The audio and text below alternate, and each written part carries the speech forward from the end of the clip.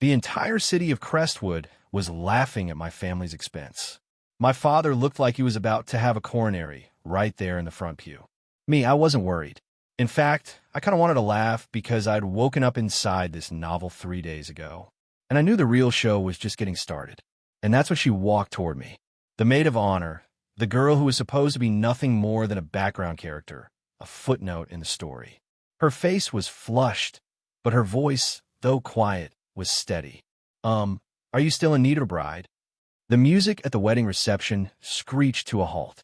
The officiant, microphone in hand, had beads of sweat on his forehead, brighter than the diamonds on the guest's fingers. His mouth opened and closed like a fish, but no words came out. Below the stage, the whispers of 1,000 guests merged into a low, ominous hum. Did Ashley Vance really just run off with some broke nobody? The Hayes family is going to be a complete laughingstock. I feel bad for Connor Hayes. Heard he simped for her for 3 solid years. My father, Robert Hayes, chairman of the Hayes Corporation, saw his face cycle from pale white to a furious blotchy purple. He clutched his chest, swaying on his feet. His executive assistant scrambled to steady him, his other hand fumbling for the bottle of nitro pills in his pocket. And me, the punchline to the city's biggest joke, stood at the end of the aisle, blinded by the spotlights. But I wasn't panicking. I actually found it kind of funny. My name is Connor Hayes. 3 days ago, I was just a corporate drone grinding away my life in a cubicle. A car crash changed all that, and I woke up inside this trashy romance novel I'd been reading. In the book, I'm a pathetic single character who shares my name. My one and only purpose is to be publicly humiliated today, jilted at the altar by the female lead, Ashley Vance, making me the first stepping stone for the male lead, Leo Roth, and his epic glow-up. According to the original plot, this humiliation would drive me insane. I'd use my family's power to take revenge on a happy couple, only to be crushed by the male lead's plot armor. The Hayes Corporation would go bankrupt, and I'd end up dead in a ditch. Yeah, no thanks. My only goal was to coast. This new life was a dream start. Handsome, wealthy, powerful family. The only flaw was the original Connor's baffling decision to be a total jerk. Now Ashley was gone. The plot had hit its major turning point. All I had to do was go with the flow, cancel the wedding, and then spend the rest of my life enjoying the family fortune. What could be better? Just as I was about to open my mouth and declare this whole circus over, a figure stepped out from the line of bridesmaids. She wore a lavender bridesmaid dress, her dark hair falling in soft waves. Her skin seemed to glow under the stage lights. It was Claire Sterling, Ashley's best friend, the background character with maybe 3 lines in the entire novel. The book's only description of her was Ashley's quiet, pretty friend. Right now, that quiet, pretty friend was walking straight toward me. Every eye in the hall swiveled to her. She stopped right in front of me. I could see her hands were clenched in tight fists, her knuckles white from the strain, betraying her nervousness. She looked up, and her clear, beautiful eyes were filled with anxiety and shyness. But beneath it all was a spark of fierce, do-or-die determination. She took a deep breath, her cheeks turning crimson. Her voice wasn't loud, but in the dead silent chapel, it carried perfectly. Connor, are you still in need of a bride? Boom! The hall erupted. My father was so shocked he forgot to breathe. Ashley's parents looked like they just swallowed poison. The expressions on the guests' faces morphed from detached amusement to utter shock, then to pure, unadulterated disbelief. I stared at Claire Sterling, completely stunned myself. This wasn't in the book. The gears of the plot had just slipped, grinding in a direction I never saw coming. Seeing my lack of response, the light in Claire's eyes dimmed. She bit her lower lip, and her voice trembled with a hint of hurt. Is that a no? I'm sorry. Her eyes instantly welled up, and it looked like she was about to burst into tears. Something in my chest clenched. Damn it. I have a real weakness for beautiful women crying. Besides, marrying this beautiful background character seemed a hell of a lot more interesting than just coasting alone. At the very least, it would keep my old man from actually having that heart attack. And it would make the Vance family and everyone else here watch the train wreck pick their jaws up off the floor. Okay, a A slow smile spread across my face as I extended my hand to her. My bride. Right this way. Claire's head snapped up, her eyes wide with disbelief. I took her cool hand in mine, turned to face the petrified audience, and picked up the microphone the officiant had dropped. My voice was steady and clear. Ladies and gentlemen, a slight change of plans. My bride is a little shy and decided to play a last-minute game of hide and seek with me. I held up my hand, now tightly clasped with Claire's, the grin on my face widening. Allow me to reintroduce you. This is Claire Sterling, and she is the only woman I have ever wanted to marry. The wedding is back on. My words landed in a pool of dead silence. Everyone stared at me like I'd completely lost my mind. My father, Robert Hayes, stood with his mouth agape, the nitro pills forgotten in his hand. Ashley's father, Mr. Vance, turned the color of a ripe tomato, pointing a trembling finger at me, sputtering, You. Claire's parents, meanwhile, just looked bewildered, clearly having no idea what was going on. I couldn't be bothered with their reactions. I kept hold of Claire's hand and, under the shocked gazes of everyone present, walked her down the rest of the aisle. Her palm was sweaty, her body a little stiff, but she never pulled away. She just kept her head down and let me lead her, exchanging rings, saying the vows, the kiss. The rest of the ceremony was a blur. When I leaned in and placed a symbolic kiss on her forehead, I could feel her long eyelashes flutter against my lips like butterfly wings. Cute. The wedding ended in a chaotic rush as a guest departed, their heads swimming with enough gossip to last a year. I could already see the headlines. Hayes air-jolted. Mary's bridesmaid in shocking twist. Back at the Hayes estate, my father finally found his voice. Connor, on your knees now. Robert's roar echoed through the marble foyer. He was brandishing a decorative cane he'd grabbed from the hall stand, looking like he was ready to use it. I calmly guided Claire to the living room sofa and poured her a glass of water. Dad, calm down. It's not a big deal. Not a big deal. Robert's mustache was practically vibrating with rage. Ashley Vance left you at the altar. The Hayes family name is Mudd, and you just grabbed the first girl you saw and married her. Are you trying to kill me? Claire flinched at his shouting. Mr. Hayes, I'm so sorry. This is all my fault. It's not your fault. I cut in, turning to my father. Dad, Ashley ran out. She was in the wrong. If the Hayes family begs her to come back, that would be humiliating. But now I'm married to Claire. The wedding is complete. The purpose of the alliance between our families is still achieved. And the Sterling family's influence is just as deep as the Van Cess, if not deeper. I said it casually, but it stopped Robert in his tracks. He'd been so fixated on the alliance with Vance Industries that he'd forgotten the Sterling family's pedigree was, in many circles, even more respected than the Van Cess. Claire's father was a world-renowned scientist, her mother a celebrated artist. This was old money, quiet and deep, not flashy and loud. These were all background details I'd absorbed when I first read the book. Robert fell silent, studying Claire with a complicated expression. I was done arguing. I pulled Claire to her feet. We're tired. We're heading upstairs. As for the company, he marked to me the quarterly reports tomorrow. Without a backward glance, I led her up the grand staircase. I left my father in the living room, staring at his cane, contemplating the meaning of life. The atmosphere in a master suite was suddenly awkward. Claire stood stiffly by the door, unsure of what to do with her hands. About today. Thank you, she said softly. For what?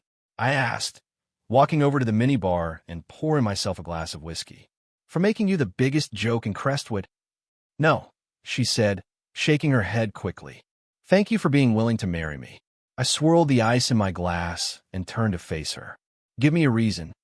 What? What? I held her gaze. And don't tell me it was to save my family's reputation, or because you felt sorry for me. My stare made her blush. She looked down, fiddling with her fingers, her voice barely a whisper. Because I've had a crush on you for a long time. I raised an eyebrow, genuinely surprised. The Connor in the book was a worthless jerk who did nothing but chase Ashley. What was there to like? Since when? Sophomore year of college, at the university track meet. You were in the 5,000-meter race. It was a really hot day, and you got heat stroke halfway through. Everyone was crowded around Leo Roth, who won first place. But I saw you hiding in a corner, giving half of your university-issued water bottle to the janitor who was sweeping nearby. She looked up at me, her eyes shining. From that moment on, I knew you weren't like what everyone said. I was floored that actually happened. The original owner of this body did something decent. So, the simp wasn't a complete lost cause after all. Looking into her clear, sincere eyes, I felt something shift inside me. Maybe marrying her really was a good choice. All right, it's late. Go take a shower, I said, breaking the spell and gesturing toward the bathroom. Get some rest. She nodded with a quiet hum and scurried into the bathroom like a startled rabbit. Listening to the sound of the running water, I stepped out onto the balcony and made a call. Hello, Mark. Sir, are you okay? I heard. I'm fine, I interrupted. I need you to run a full background check on a man named Leo Roth and that green energy project he and Ashley Vance are working on. I want all the data on my desk by morning. Also, leak a story that my new bride and I are taking a 1-month honeymoon effective immediately. All company business will be handled by you. Mark was silent for a moment on the other end. Then his voice returned, filled with an almost religious reverence. Sir, that's brilliant. A classic feint. You let them think you're distracted while we prepare the real attack. Don't you worry. I'll handle everything perfectly. I won't let a single thing disturb you and Mrs. Hayes on your honeymoon. I just stood there. I literally just wanted to chill for a month. Why was everyone on my staff so extra? #### Chapter 3. The next day, I slept in. Sunlight streamed through the floor-to-ceiling windows, warm and pleasant. The spot next to me in bed was empty, but it still held a trace of warmth and the faint, clean scent of her shampoo. I stretched, feeling utterly content. No alarm clock, no morning commute, no boss to answer to. This was the life. I leisurely got out of bed, showered, and changed into a comfortable set of lounge clothes. When I went downstairs, Claire was in the kitchen wearing an apron, humming softly to herself. The dining table was already set with a perfect breakfast. The toast was golden brown, the eggs were cooked perfectly sunny side up, and a glass of warm milk sat next to the plate. You're awake, she heard me, and turned, a smile gracing her lips, revealing 2 faint dimples. Come eat. I wasn't sure what you liked, so I just made a little of everything. I walked over and pulled out a chair.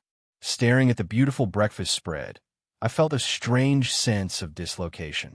In my past life, breakfast was a greasy pastry grab from a street cart. You made this. I did, she nodded a little shyly. I'm not the best cook, so I hope it's okay. I took a bite of the toast. Crispy on the outside, soft on the inside, with a perfect amount of butter. It's delicious, I said, and I meant it. Her eyes lit up like a kid who'd just gotten a gold star. She sat down across from me, happily sipping her milk. The sunlight fell on her, casting a soft golden glow around her. Long hair, a simple white dress, a clean smile. Yep, an actual angel. A whole lot easier on the eyes than that ice queen, Ashley. Oh, right, she said as if suddenly remembering something. Mark called earlier. He said the company's stock hit the limit up today. He wanted me to tell you. Okay, I said, taking a sip of milk. My reaction was mild. Claire blinked, confused. You're not happy? The stock hit the daily trading limit. What's there to be happy about? I put down my glass and wiped my mouth. Standard operating procedure. Claire just stared at me. She probably thought I was bragging. I didn't bother explaining. My executive team was composed entirely of overachievers. The more nonchalant and detached I acted, the more they seemed to think I was playing 4D chess, which only motivated them to work harder, terrified that poor performance might interrupt my master plan of doing absolutely nothing. Just then, my phone rang. The screen lit up with a name, Ashley. Speak of the devil. I put on speaker and tossed the phone onto the table. Connor, what is the meaning of this? Ashley's cold, furious voice crackled through the speaker. The meaning of what? I asked lazily. Why did you marry Claire Sterling? Are you trying to get back at me? Is this your way of humiliating me? I almost laughed out loud. This woman's ego was truly something else. Miss Vance, I believe we need to establish a few things. First, you and I are done. Second, who I marry is my business. And third, Please don't project your pathetic little schemes onto me. I'm not that petty. Claire looked at me nervously, her hands twisting the hem of her dress. I gave her a reassuring smile, motioning for her to keep eating. Ashley was speechless on the other end, her breathing growing heavy with rage. Connor, don't get cocky. You think marrying her makes you a winner? You're nothing but a useless playboy. Without my family, the Hayes Corporation would be finished. Let's see how you support her then. Oh, really? I chuckled. Well, don't you worry your pretty little head about it. The news that I simply didn't get out of bed this morning was enough to send our stock soaring. Can you imagine what would happen if I actually decided to show up to the office one day? The market would probably explode. You're shameless. Thank you for the compliment. Connor, you just wait. Leo's project is about to get full funding. When it does, I'll make you come crawling back to me on your knees. With that, she slammed the phone down. Peace and quiet at last. I looked across the table at Claire. She was staring at me with wide eyes and a slightly open mouth, a look of pure shock on her face. That was kind of hot, she whispered. You think so? I leaned closer, lowering my voice. Shouldn't I get some kind of reward for that? Her face instantly turned beet red like a ripe tomato. Oh, a reward. I pointed to my cheek. She hesitated for a second, then quickly leaned in and gave me a light, fleeting peck on the cheek. Soft, warm, and tasted faintly of sweet milk. Yeah, I could get used to rewards like that. Hashtag Chapter 4. For the next few days, I lived the life I'd always dreamed of. I'd wake up without an alarm, then spend the day with Claire, curled up on the sofa, watching old movies or swimming laps in the backyard pool. Claire, it turned out, was full of surprises. She could play the piano, she could paint, and she even made her own artisanal fruit cordials that were dangerously good. Most importantly, she was incredibly thoughtful, taking care of a domestic disaster like me with effortless grace. She found out I liked spicy food and immediately started researching Cajun recipes, making me a different dish every day. She'd occasionally get a little teary-eyed from the kindness herself, but seeing me enjoy the meal made her smile brighter than anyone. When I worked out, she'd be there with a towel and a water bottle. Then, when she thought I wasn't looking, she'd blush and quickly poke one of my abs, looking as pleased as a cat that had stolen a fish. My heart, I realized, was slowly but surely being filled by this gentle, adorable girl. One afternoon, as we were watching a classic film noir, my phone rang again. It was Mark. Sir, we got a bite. Mark's voice was buzzing with excitement. Go on. Ashley Vance and Leo Roth's green energy project just had its funding pulled. To fast-track their development, they embezzled the down payment from a publicly traded company. Now the company is demanding immediate repayment, or they're pressing charges for commercial fraud. A small smile played on my lips. Everything was going according to plan. In the original novel, the main character's company was built on this project, but their success was fueled by a series of shady under-the-table deals, including misappropriating funds. In the book, the whole thing was swept under the rug because my character's family went bankrupt. So, there was no one left to press the issue. But now, I had no intention of being their stepping stone. That public company, Apex Industries, we're the majority shareholder, aren't we? I asked. Yes, sir. An acquisition you made 3 years ago. They don't even know it's us. Mark's tone was approaching hero worship. Sir, your foresight is truly astounding. A strategic masterpiece. I sighed. Okay, Mark, that's enough. Just follow protocol. If they can't pay, you sue. If assets need to be seized, you seize them. Remember, we are law-abiding citizens. Understood, sir. After hanging up, Claire asked curiously, did something happen? Nothing important. Just someone about to go bankrupt, I said, ruffling her hair. Is a movie boring you? No, it's great, she said, then shook her head. I just feel bad for the main character. In the movie, the protagonist was being framed by the villain, abandoned by everyone he knew. You silly girl, I pulled her into my arms. It's just a movie. In the real world, good people don't get punished. She snuggled into my chest, finding a comfortable spot, and hummed in agreement. The sun was shining. A beautiful woman was in my arms. This was the life. As for Ashley and Leo, Let them find out just how resilient their true love is in the face of financial ruin. Meanwhile, in the CEO's office at Vance Industries, Ashley stared at the legal notice in her hand, her face ashen. How could this happen? Why would Apex Industries suddenly sue us? She murmured, unable to process the reality of the situation. Leo stood beside her, his expression just as grim. Ashley, don't worry. I'll go talk to them. There must be some kind of mistake. A mistake. Ashley's head snapped up, her eyes sharp. Leo, be honest with me. Did you or did you not use that money? Leo's eyes darted away. I was just borrowing it temporarily. As soon as we secure our first round of funding, I'll pay it all back. Temporarily borrow? Ashley let out a bitter laugh. That was $50 million. How are you going to pay that back? With your love? Ashley, how can you say that? Everything I do is for our future. Our future? Ashley pointed toward the door. Our future is getting dragged into court and going to prison together. It was the first major fight they'd ever had. It ended with Leo storming out and slamming the door. Ashley was left alone in the silent office. She sank into her chair, her mind a chaotic mess. Why? Why had everything started going wrong the moment she left Connor? She suddenly remembered what Connor had said on the phone. The news that I simply didn't get out of bed this morning was enough to send our stock soaring. She'd thought it was a joke at the time, but over the past few days, a morbid curiosity had led her to check the Hayes Corporation stock prices. The trending hashtag Connor didn't get out of bed today had actually pushed the company's stock to a new high. How could a useless trust fund kid have that kind of influence? A huge, unsettling question began to form in Ashley's mind, sharp as a needle. Connor Hayes, who exactly was he? Chapter 5. Crestwood's annual charity gala was the social event of the season, a magnet for the city's elite. Frankly, I didn't want to go. These events were stuffy, boring, and a complete waste of time I could have spent at home watching TV with my wife.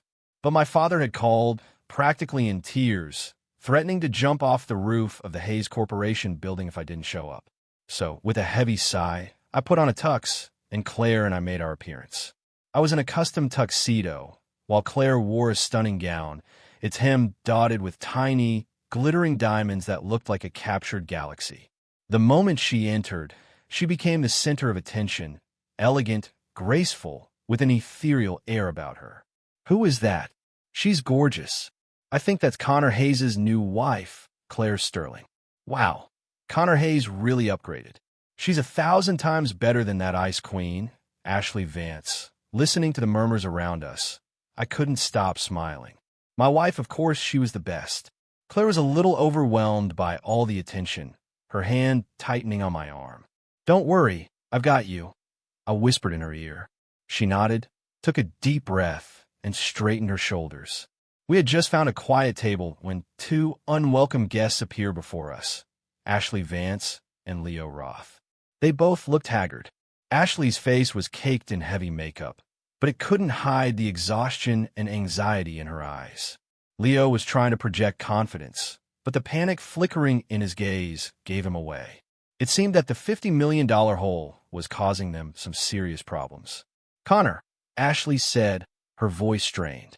I glanced up at her for a second before turning my attention back to the dessert table, picking up a slice of mousse that I knew Claire loved. Claire, try this. Thank you, Claire said softly, taking the small plate.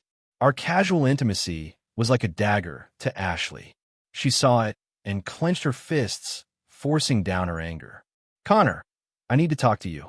I have nothing to say to you, I said, wiping my mouth with a napkin, my tone flat. You. Ashley choked on her anger. Leo couldn't stand it anymore. He stepped forward, pointing a finger at me. Connor, don't take it too far. Ashley was at least what? I looked at him coldly. My runaway fiancé or your current financially strapped girlfriend. My words shut him up instantly, his face turning a deep shade of red. Connor, Ashley took a deep breath, apparently having made a difficult decision. She swallowed her pride. I know Apex Industries is owned by your family. Please, I'm begging you. Just give us a little more time. As soon as our project gets funded, we'll pay back the $50 million. Every single cent. Oh, so she was already begging. That was faster than I expected. I smiled, picking up a glass of champagne and swirling it gently. "Miss Vance, you seem to be confused about a few things. First, business is about contracts and law, not favors. Second, even if we were talking favors, why on earth would I do one for you?" I paused, my gaze shifting to Leo, who stood beside her. My smile deepened. "Help you out so you can take my money and ride off into the sunset with your one true love? Do I look like that big of a person to you?" Every word was a precision strike. The color drained from Ashley's face. Leo, standing next to her, was practically steaming with shame and fury, wishing the ground would swallow him whole. The surrounding guests had their ears perked, their faces alight with the thrill of high society drama. Connor, Leo, his pride shattered, lunged forward, ready to throw a punch. Before I could even move, a large figure stepped in front of me. It was my assistant, Mark Jenkins. I hadn't even seen him approach. He stood like a brick wall, shielding me completely. "Mr. Roth, I suggest you control yourself," Mark said, his face impassive. "Who the hell are you? Get out of my way," Leo yelled. Mark didn't budge. "You need to stare at Leo," his voice low and cold. "If you take one more step, I guarantee you'll be hearing from every lawyer in Crestwood by morning." His voice wasn't loud, but it carried an authority that couldn't be questioned. Leo's rage deflated like a pop balloon. He might not fear Connor Hayes, the playboy, but he absolutely feared the legal department of the Hayes Corporation. Ashley watched the scene unfold, completely stunned. The Connor she remembered was always alone, pathetically trailing behind her. He never had people like this around him. When did he get a subordinate who was so loyal, so imposing? She looked at me, the man she had once despised with every fiber of her being. He was just sitting there calmly, sipping his champagne, watching her and Leo's humiliation with an expression that wasn't triumphant, but detached, indifferent, as if he were watching two insignificant ants. A terrifying, unprecedented thought gripped Ashley's heart. It was as if she had never really known Connor at all. Chapter 6. The main event of the evening was the charity auction. The host presented one lavish item after another, and the city's wealthiest bid eagerly. I was bored out of my mind, just wanted to go home. Claire, however, was fascinated. Her eyes lit up when they brought out a stunning necklace, a piece called the Stardust, designed by the famous jeweler Luna. "It's beautiful," she whispered in awe. I glanced at the necklace. It was undeniably exquisite. A platinum chain set with sapphires and diamonds of varying sizes glittered under the lights like a miniature Milky Way. "You like it?" I asked. She immediately shook her head. No, it's way too expensive." The bidding started at $300,000. The moment the host announced the price, Ashley raised her paddle. $500,000. She shot a defiant look in my direction, as if trying to reclaim some of her lost dignity through a show of wealth. All eyes turned to her. "Ms. Vance is certainly generous.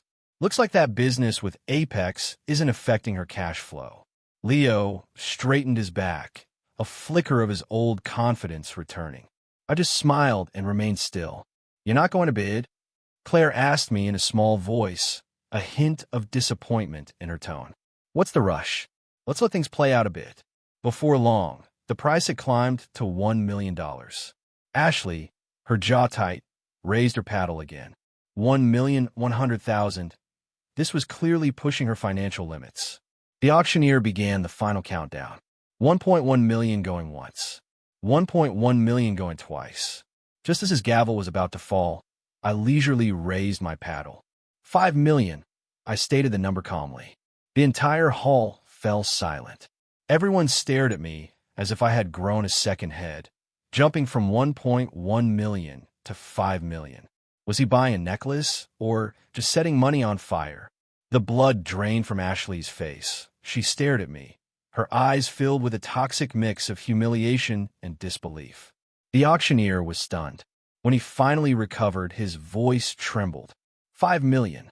We have 5 million from Mr. Hayes. Do I hear any higher bids? Of course, he didn't. The gavel came down. The necklace was mine. I swiped my card, and under the intense gaze of the entire room, I walked onto the stage and took the velvet box from the attendant. Then I walked back down and stopped directly in front of Claire while everyone watched in a state of shock, envy, and disbelief. I dropped to one knee and opened the box. For you? The brilliant starlight of the necklace illuminated Claire's stunned face. I can't accept this. It's too much, she stammered. It's not, I said, looking up at her, softening my eyes. You deserve the best of everything. I meant every word. Claire's eyes gleamed, tears welling up. Silly girl, what are you crying for? I stood up and personally fastened the necklace around her neck. The cool metal touched her warm skin. The brilliant galaxy of gems seemed to have found its rightful owner, looking more beautiful than I could have imagined. It's perfect, I said sincerely. Is the necklace perfect, or am I? She asked, her voice thick with emotion. You're 1,000 times more perfect than the necklace. She broke into a tearful smile. The society women around us could no longer contain their hushed squeals. Oh my God, that is the sweetest thing I've ever seen. A $5 million necklace, just like that. That's what I call a fairy tale romance. I'm not jealous. You're jealous. Okay, I'm jealous. Across the room, Ashley and Leo had become the evening's biggest losers. Ashley's face was as white as a sheet, her body trembling. She had tried to humiliate me with money, only to have me humiliate her back 10 times harder and in front of all of Crestwood's high society. There was no comeback from a public takedown that brutal. Leo's face was a mask of fury. He grabbed Ashley's arm and all but dragged her out of the ballroom. I watched them retreat, their figures slumped in defeat, but I felt no sense of victory. My eyes and my world were focused on one person, the girl in front of me, who was now smiling like a child, wearing a galaxy around her neck. Maybe getting dropped into this book wasn't so bad after all. At least it led me to her. Hashtag Chapter 7. After the charity gala, our life returned to its peaceful, sweet rhythm. Claire only wore the $5 million necklace that one night. As soon as we got home, she carefully locked it away in the safe, treating it like a precious artifact. I teased her for being a little miser, but she just blushed and said, "It's not about the money. It was the first gift you ever gave me." All right, I'll admit it. That line got me. Meanwhile, life for Ashley and Leo was anything but peaceful. The lawsuit from Apex Industries was just the first domino to fall. A flood of negative press followed. Shocker. Leo Roth's green energy project accused of IP theft. Vance Industries in crisis as stock plummets. From power couple to debt-ridden duo. Can true love survive bankruptcy? The darlings of the business world, once praised by the media, were now being dragged through the mud. Rumor had it they were selling off their penthouses and luxury cars to raise cash. Ashley even swallowed her pride and went to all her friends for loans, but it was a classic case of rats fleeing a sinking ship. Her so-called besties were now avoiding her calls. One day, I was lounging by the pool when Claire came out with a plate of sliced fruit. "It's such a beautiful day," she said, sitting beside me and holding a piece of watermelon to my lips. I took a bite. It was cold, sweet, and perfect. By the way, she said suddenly, my mom called today. "Oh, and what did the esteemed mother-in-law have to say?" she asked when we were coming over for dinner. Claire's face turned pink as she said it. It hit me then that, according to custom, we were overdue for a formal visit to her parents. "Let's go the day after tomorrow," I decided on the spot. "Tell your parents we're coming. I'll prepare some gifts. You don't have to get anything extravagant." "Of course I do." I sat up, feigning seriousness. "First impressions are everything. Your husband may not have much, but he has money." Claire giggled at my antics. 2 days later, I drove us to her parents' house in my most understated car, a Volkswagen Jetta. The Sterlings lived in a quiet, gated community with heavy security. Her father, Dr. Sterling, was one of the country's top physicists. He wore glasses and had a scholarly air about him that was both gentle and intimidating. Her mother, Mrs. Sterling, was an elegant artist who looked so youthful that she and Claire could have passed for sisters. Their expressions upon seeing me were complicated. Clearly, the idea of their daughter impulsively marrying a notorious playboy didn't sit well with them. I presented the gifts I had prepared. For my father-in-law, a signed first edition copy of the Feynman Lectures on Physics, which I'd had an associate acquire at a high-end auction in London. For my mother-in-law, a set of antique Japanese sumi-e brushes rumored to have belonged to a master from the Edo period. Neither gift was outrageously expensive, but they were rare, thoughtful, and perfectly tailored to their passions. As I'd hoped, Dr. Sterling's eyes went wide when he saw the book. He immediately put on his reading glasses and began flipping through the pages, completely engrossed. Mrs. Sterling was equally delighted with the brushes, holding Claire's hand and saying, "He's so thoughtful, dear. So very thoughtful." The ice was broken. Their attitude toward me thawed considerably. Over dinner, my father-in-law finally asked his first real question. "Connor, I hear you majored in finance in college." "Yes, sir," I answered respectfully. "Then what are your thoughts on the recent market volatility and the circuit breakers that were tripped last quarter?" And there it was, the father-in-law test. I put down my chopsticks, thought for a moment, and began. I believe that while the triggers appear to be a black swan event, they were actually the inevitable result of a long-term global economic bubble. In the short term, the market will continue its panic selling, but high-quality tech and biotech stocks will see a strong rebound after hitting bottom.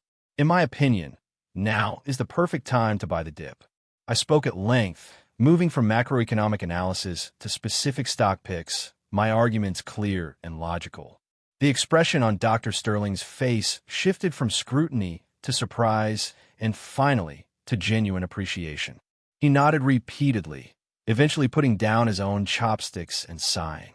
"The young generation will surpass us in time. Connor, your insights are sharper than those of the economic advisors at the university." My mother-in-law was beaming. "Claire is a lucky girl to have found you." Beside me, Claire was puffed up with pride, her eyes sparkling as she looked at me as if to say, "See, this is the man I chose. He's brilliant." The rest of the dinner was a resounding success. I had completely overturned their initial impression of me. On the way home, Claire rested her head on my shoulder. "Connor, thank you," she said softly. "For what?" "For flooding my parents with how wonderful you really are." I smiled and used my free hand to stroke her hair. "Silly girl. I was always this wonderful. They just didn't know it yet. Just like so many people in this world. They only see what they want to see and never bother to look beneath the surface." Chapter 8. Not long after our visit to the Sterlings, I got another call from Mark. "Sir, Ashley Vance is at the office. She's demanding to see you." "Not interested," I said. "She says if you refuse to see her, she's going to jump off the roof." I frowned. Did this woman's playbook only consist of threats and melodrama? "Let her jump," I said coldly, "and make sure the legal team is ready. We'll sue her estate for disrupting business operations and for the cost of replacing any landscaping she might damage on the way down." "Sir, you're getting colder by the day," Mark remarked. "I have to say I'm impressed." I hung up and went back to building a complex Lego set with Claire. An hour later, Mark called again. "Sir, she didn't jump." I figured, but she's kneeling in the main lobby and refusing to leave. "She says she'll stay there until you see her, even if she dies." I sighed. My patience was wearing thin. "Have security escort her out." "We can't, sir." Mark's voice was strained. "She's a celebrity now in a bad way. There's a pack of paparazzi camped outside. The second security touches her, the cameras will start flashing. If we drag her out, tomorrow's headline will be Hayes Corporation violently ejects disgraced former fiancé." I got it. She was using public opinion to force my hand. Smart, but not smart enough. "Fine. Send her to my house." "Sir, you're really going to see her?" "What's the alternative? Let her become a permanent lobby decoration." 30 minutes later, our doorbell rang. Claire went to answer it. Standing on her doorstep was a gaunt and disheveled Ashley Vance. She froze when she saw Claire, and then her eyes filled with a venomous mix of jealousy and hatred. "Claire Sterling, you traitor," she shrieked. "You stole my man. How dare you show your face to me?" Claire took a step back, her face pale, but she found her courage. "Ashley, you're the one who gave Connor up. I didn't steal anything. You're lying." I got up from the sofa, walked to the door, and gently pulled Claire behind me. "If you have something to say, say it. But don't you dare cause a scene at my home," I said, my voice ice cold. When Ashley saw me, Her expression shifted, becoming a complex storm of regret, bitterness, and something that looked like pleading. "Connor," she said, her voice trembling, her eyes red-rimmed. "I was wrong. I was so wrong. Please, can you forgive me? Can we start over?" She reached out to grab my arm. I moved aside, letting her hand fall through empty air. "Miss Vance, you can eat whatever you want, but you should watch what you say. My wife is standing right here. Please have some self-respect." "Wife?" Ashley laughed, a sharp, ugly sound. "Her? What has she done to you? What spell has she put you under? Wake up, Connor. She is nothing. She could never deserve you. Only I, Ashley Vance, am worthy of standing by your side." I looked at her, at this delusional, broken woman, and I almost pitied her. "Almost. Worthy? That's not for you to decide," I said calmly. "In my world, there is only one person for me, and that is my wife, Claire. As for you, Miss Vance, you're not worthy of shining her shoes." That sentence was a knife. It plunged straight into Ashley's heart. The color drained from her face, and she staggered, nearly falling. What did you say?" I said, enunciating each word, my voice low but sharp as ice. "That you should take your true love and get out of my sight and stay out forever." Without another look at her, I closed the door. From outside, we could hear Ashley's broken sobs and furious curses. I ignored them completely. Claire looked up at me with worried eyes. "Was that too cruel? Being kind to your enemies is being cruel to yourself," I said, pulling her into a hug. "And I want you to remember this. From now on, no one gets to bully you ever. I won't allow it." She burrowed into my chest and nodded firmly. "Some people, once you lose them, are gone for good. And some people, once you find them, are yours for a lifetime." Chapter 9. Getting rid of Ashley didn't mean the drama was over. I knew it wasn't. A desperate person will do desperate things. Sure enough, a few days later, a massive story broke online. A post titled, "The Crestwood Tatler Presents, The Ugly Truth.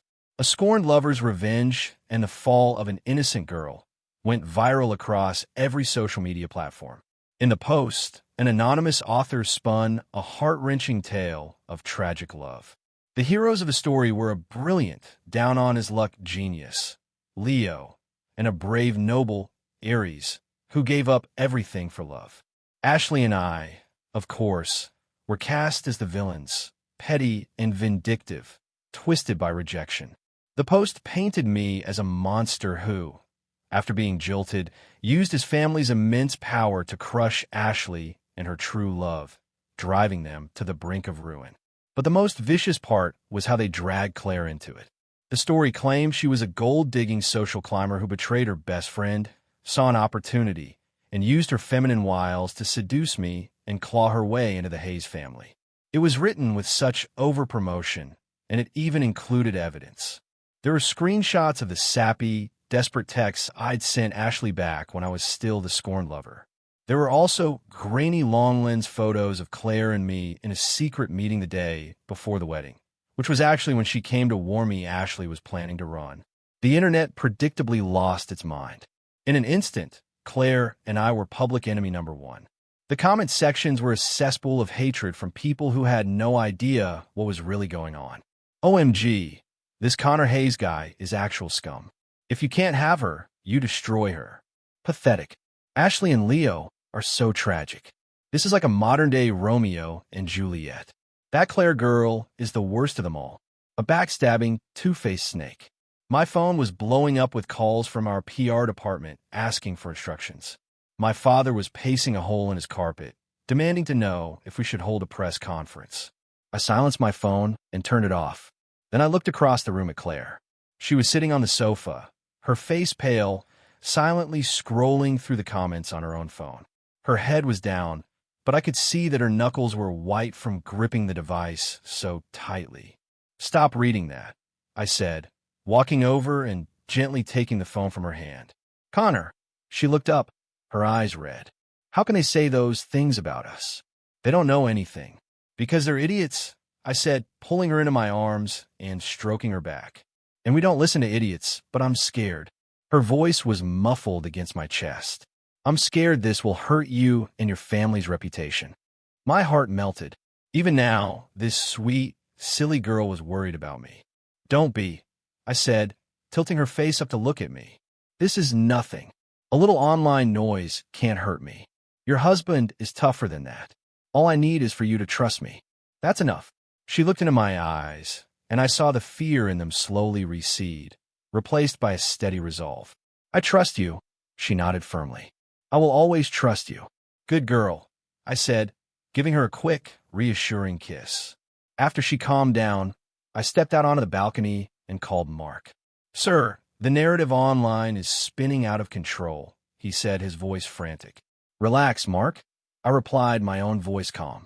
I want you to trace the IP address of the original post. I want a location in 5 minutes.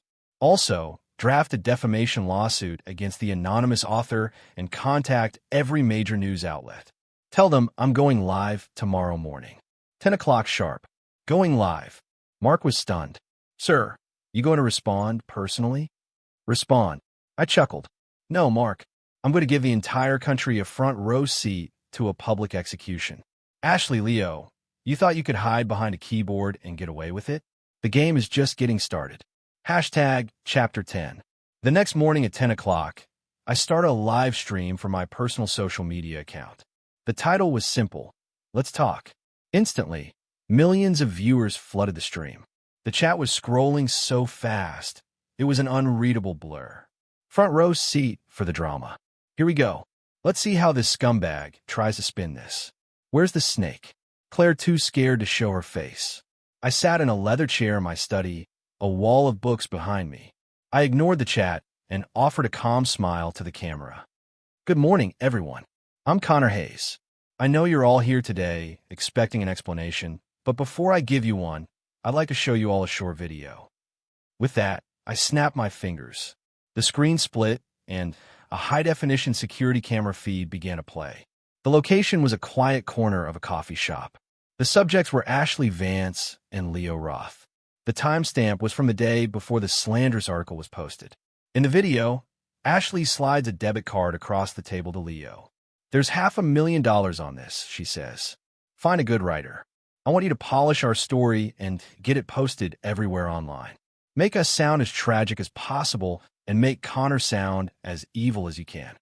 Leo takes the card but hesitates. Ashley, I don't know about this. Connor, he what? Ashley's expression turns ugly, her features twisting with rage. He ruined us. All I'm doing is ruining his reputation in return. That's merciful, Leo. This is our last chance. If we can win the public over to our side, we can turn this whole thing around. After a moment, Leo is convinced. He nods and pockets the card. The video ended for a full second. The live stream was utterly silent, and then the chat exploded. Holy yes, asterisk, asterisk, asterisk. The plot twist. So, they hired someone to write that sob story themselves. It was all fake. OMG. Ashley's face when she was talking. That's not an innocent girl. That's a villain. I take back everything I said yesterday.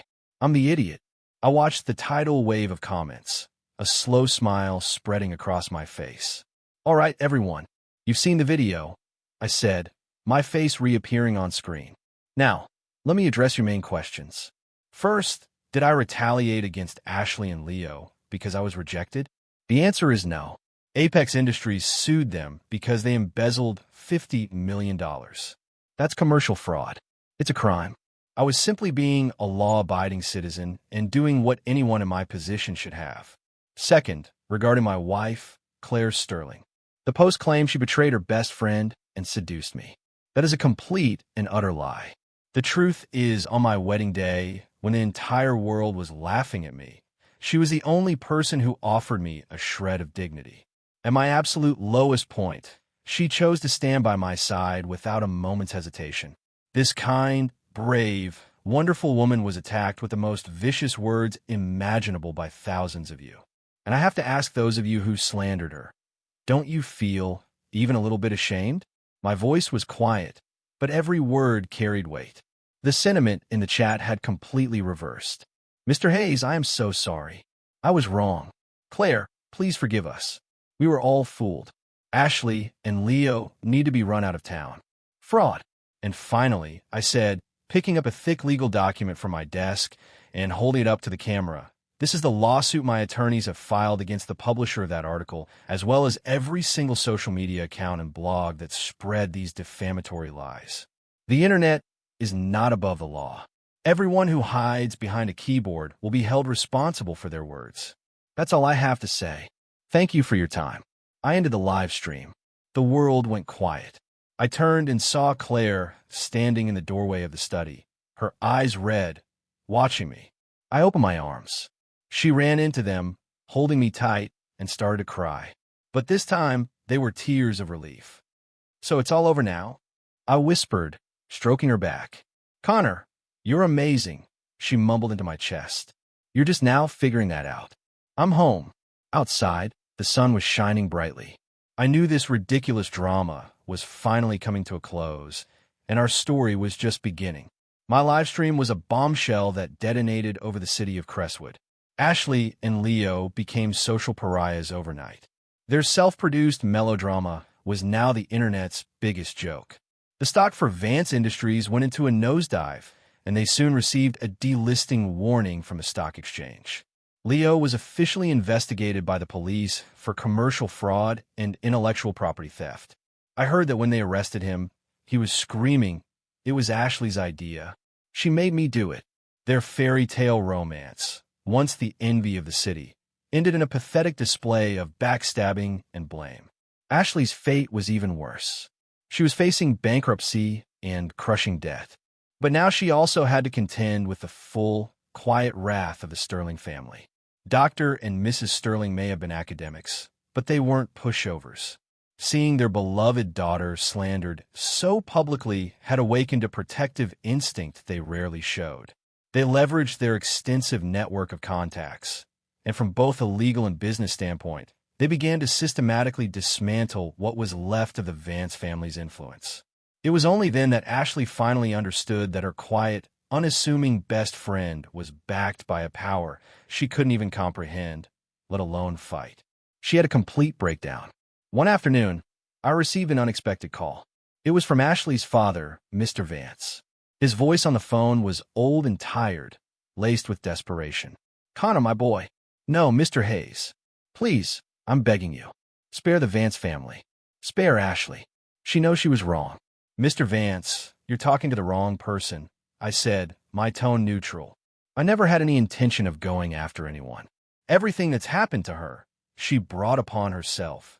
I know it was her fault." His voice cracked with a sob. "But if you'll just show some mercy, I'm willing to sign over all my remaining shares in the company to you for free. Just leave her with something, a way to live." I was silent for a moment. "Mr. Vance, do you know that on my wedding day, my father nearly had a heart attack from the stress and humiliation? In your eyes, was my dignity, my family's reputation completely worthless? And now that your daughter has hit rock bottom, you're asking me to give her a way out? Why should I?" My questions were met with stunned silence. Finally, I hung up. I'm no saint. Why should I forgive the people who try to destroy my family and the woman I love? When I put down the phone, I saw Claire standing behind me, watching me with a complex look in her eyes. "Am I being too cold?" I asked. She shook her head, came over, and wrapped her arms around me from behind. "No," she said, resting her cheek against my back. "You're just protecting us." "I know that." I reached back and squeezed her hand, a warmth spreading through my chest. To have someone who understands you this completely, it's everything. "Come on, I'm taking you somewhere." I drove us to a spot on a mountain overlooking the city. Tucked away at the peak was a private restaurant, elegant and serene, designed in a classic craftsman style. It was one of my secret spots. The chef was a culinary master I'd lured out of retirement with an obscene amount of money, and he specialized in exquisite old-world fine dining. We sat at a table by the window with a panoramic view of Crestwood's glittering skyline. "Wow, it's beautiful up here," Claire said, her eyes reflecting the city lights like stars. "Anytime you want to come, I'll bring you." The food arrived, course after incredible course. The chef also sent out a bottle of vintage Bordeaux he'd been saving. "Try this," I said, pouring her a small glass. She took a sip and her nose crinkled. "It's strong. It's a slow burn." I smiled. We ate and talked, the atmosphere warm and intimate. After a couple of glasses of wine, Claire's cheeks were flushed a lovely shade of pink, and her eyes were soft and dreamy. She rested her chin in her hand, watching me, and then giggled for no reason. Connor, you know what? I feel like I'm in a dream. Oh, I never ever thought I'd be here having dinner with you. I used to just watch you from a distance. I saw you happy because of Ashley, sad because of Ashley, and I always thought, if only he would just look at me one day. Well, I'm looking now, I said, taking her hand. And from now on, you're the only one I'll ever see. Her eyes welled up again. Connor, you're so good to me, she murmured. So does that mean you love me? I leaned in, my voice low. She looked at me, her hazy eyes filled with a deep, unwavering affection. She didn't answer with words. Instead, she leaned forward and kissed me. Her lips tasted of rich wine and her own unique sweetness. Outside the window, a million city lights twinkled. Inside, right here with me, was my entire world. After returning from the mountain, our life finally, truly began. With Ashley and Leo out of the picture, our days were quiet, peaceful, and filled with a simple sweetness. I remained firmly committed to my life's philosophy of coasting. My workday consisted of reading the reports Mark sent over and replying with one of 3 phrases. Noted, looks fine, or keep it up. The rest of my time was dedicated entirely to my wife. We adopted 2 cats. Mine was a regal ragdoll I named 5 Mil in honor of the necklace. Hers was a gentle British short hair she named Lucky. The cats were just as attached to each other as we were. 5 Mil was aloof, but I'd often catch him secretly curling his body around Lucky while she slept. Claire called it being Sunda. I called it being a softie. Claire didn't stay idle either. She picked up her paint brushes again and converted a sun-filled spare room into a small art studio. She was mesmerizing when she painted.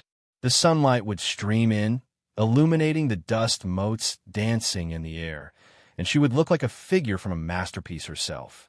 My favorite thing to do was pull up a chair and just sit there quietly watching her work. I could do it for an entire afternoon.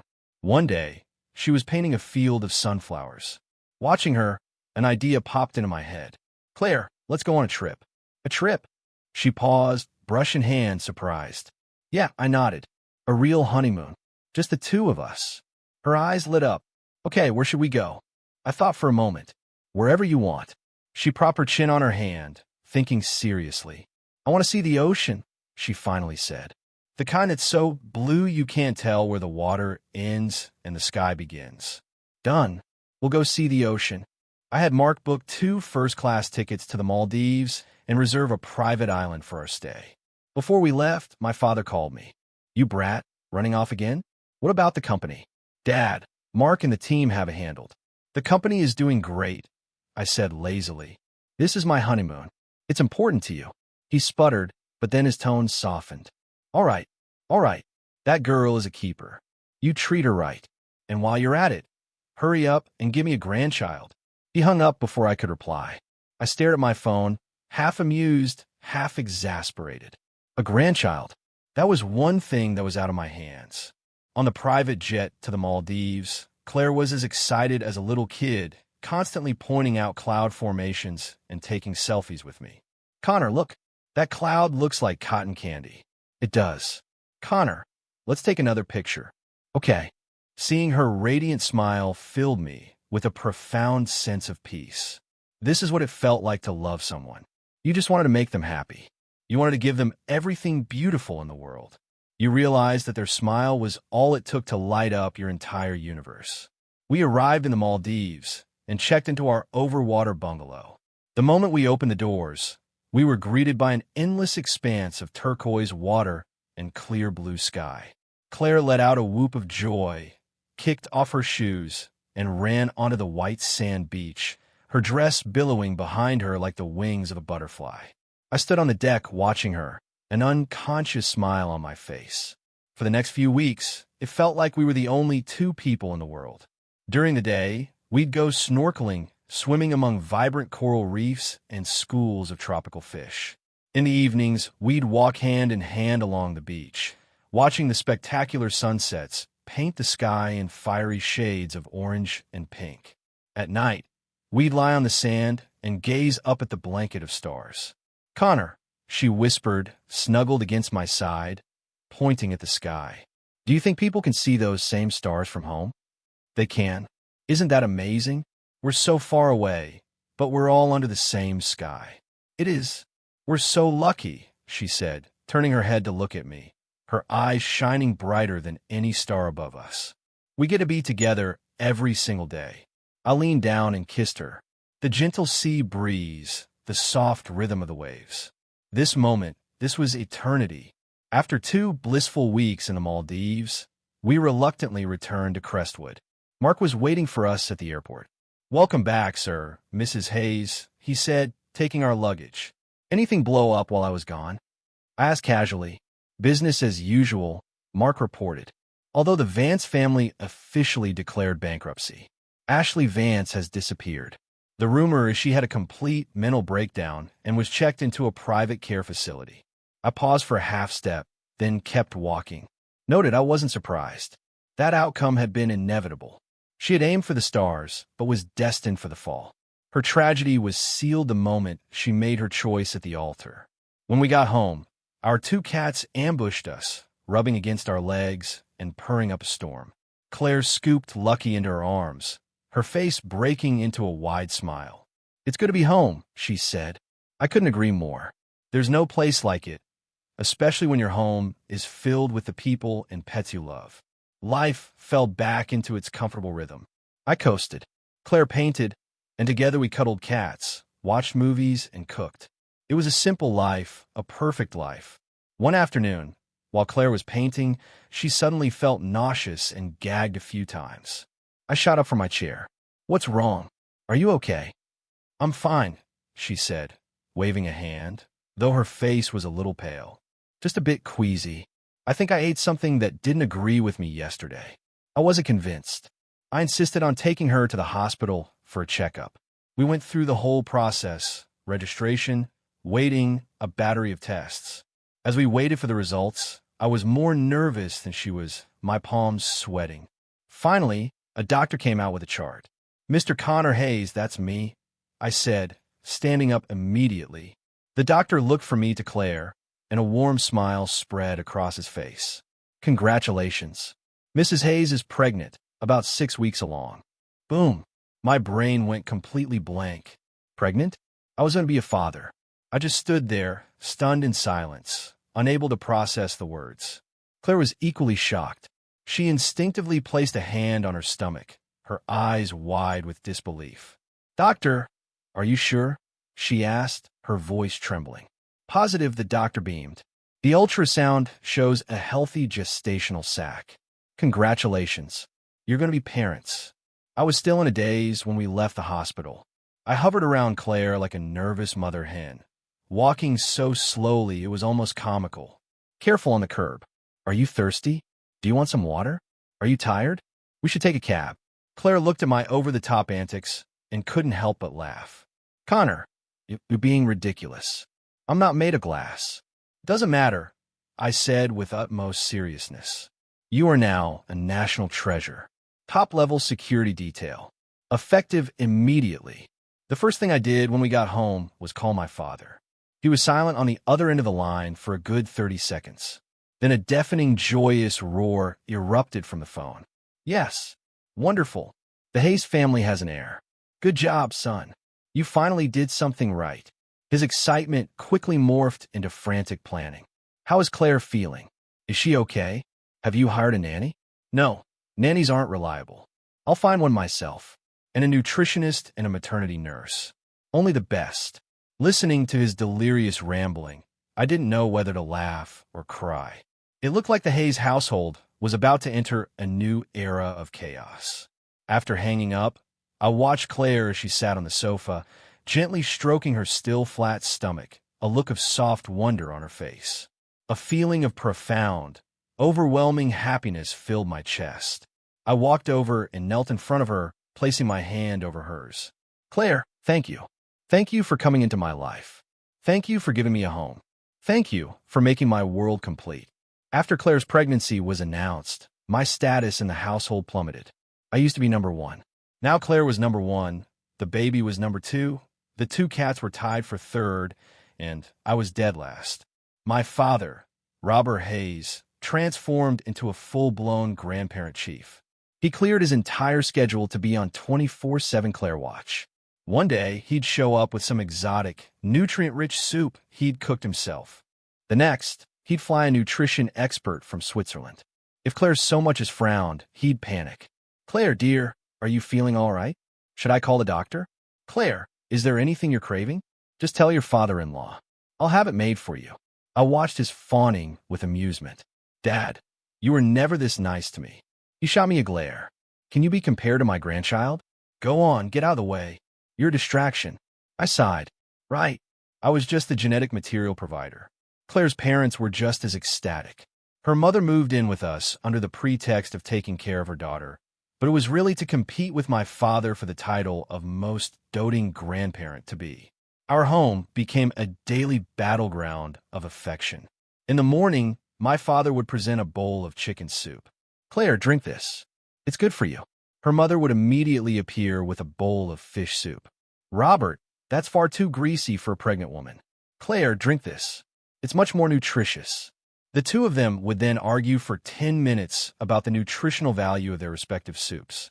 I was caught in the middle, developing a permanent headache. Claire, on the other hand, was living her best life, happily being pampered and fed by both sides. Her face grew rounder and glowed with health.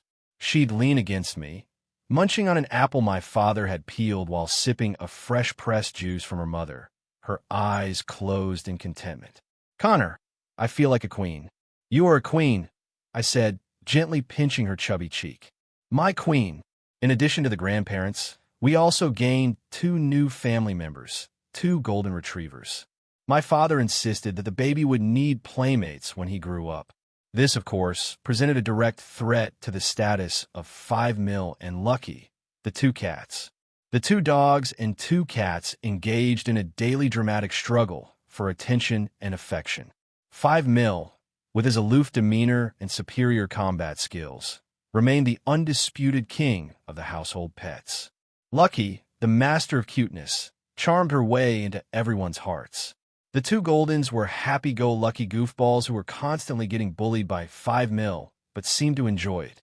Our home, once a quiet mansion, was now filled with chaotic, bustling, and beautiful warmth, all centered around the tiny life that was on its way.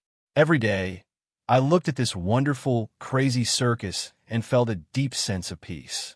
This was the life I had always wanted: a wife, a family, cats and dogs, laughter and love. One night, after Claire had fallen asleep, I stood alone on the balcony. Looking up at the moon, I thought about my past life, about the corporate drone who rode the crowded subway every day, ate instant noodles for dinner, and sold his soul for a meager salary. If he could see me now, he would think it was all a dream. I took out my phone and called Mark. "Sir, it's late. Is everything all right? I need you to do something for me," I said. "I want to establish a charitable foundation under the company's name. It will focus on providing financial aid to families who have been devastated by unexpected accidents." Mark was quiet for a moment. "Of course, sir. As for the name, I thought for a second. Let's call it the Hope Foundation. I don't know how many people there are in the world like my former self, struggling just to survive. I can't change the world, but I can at the very least offer a little bit of hope. Just like the light Claire brought into my life when I needed it most." 10 months later, on a beautiful sunny afternoon, Claire gave birth to a healthy baby boy, 7 pounds 8 ounces, with a strong set of lungs. My father and my father-in-law nearly came to blows over what to name him. One wanted to name him Connor Jr., while the other insisted on Julian. In the end, it was Claire who made the final decision. We named him Noah. Noah's arrival turned our already lively home into a planet revolving around a single tiny sun. I, his actual father, had to get in line just to hold him. But I didn't mind because my queen was finally all mine again. In the maternity suite, Claire recovered beautifully, her cheeks rosy with health. I spent every day with her, reading to her, talking with her. "Connor," she said one day, looking at our sleeping son in a bassinet, I still feel like this is all a dream. Me too, I said, taking her hand. It's a beautiful dream I never want to wake up from. We looked at each other and smiled. Nothing more needed to be said. 1 year later, Noah was now walking, toddling around the house like an adorable little penguin. He had inherited the best of both of us and was a ridiculously cute child who charmed everyone he met. He was also the undisputed little king of the Hayes and Sterling clans. It was a perfect Sunday afternoon. We were having a picnic on the sprawling lawn of our estate. My father and father-in-law were a short distance away, arguing over whose turn it was to play Candyland with their grandson. My mother-in-law was taking pictures of Noah, cooing, "Look at Grandma's sweetie." The two golden retrievers were chasing a frisbee across the grass. 5 and Lucky were lounging regally on the picnic blanket, soaking up the sun. Claire leaned her head on my shoulder as we watched the beautiful, chaotic scene before us. "Connor, I love you. I love you too." I leaned down and kissed her. From across the lawn, I heard my father's indignant yell. "Connor, you brat. What are you doing in broad daylight? You'll give your son ideas." I just smiled and deepened a kiss. Sunlight, green grass, my wife, my family, our pets, our child. This, I thought, was what happiness looked like. To travel into this story, to arrive in this world, to find you. It was the greatest luck of my life.